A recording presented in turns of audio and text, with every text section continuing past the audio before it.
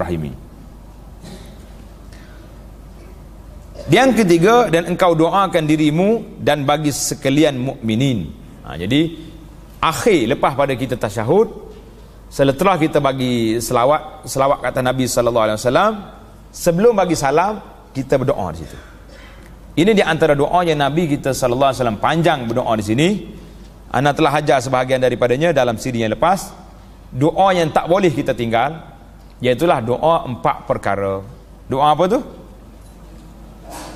Ingat ke tak ingat?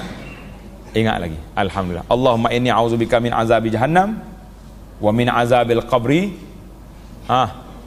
wa min fitnatil mahya wal mamat wa min fitnatil masihid dajjal. Jadi 4 doa ni jangan tinggal. Kalau tak kena hari ni, jangan tidur selagi tak kena. Apa yang payahnya? 4 perkara. Sebabnya terlalu Nabi kita sallallahu alaihi wasallam ajar doa ni dan menjadi amalan dia di akhir salat. Sebab 4 perlindungan ini besar.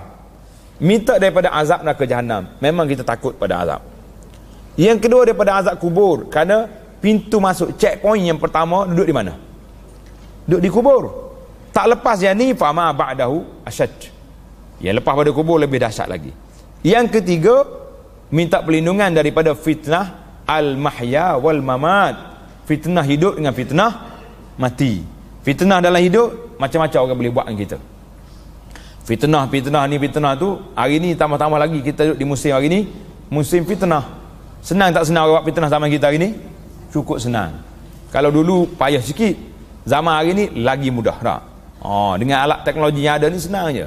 Dia ambil gambar orang ni, dia keluar, tukar gambar, letak orang lain. Ni siapa sebelah? Habis kita. Allah, nak betul yang tu punya payah nak. Cari pakar gambar lagi kena tengok.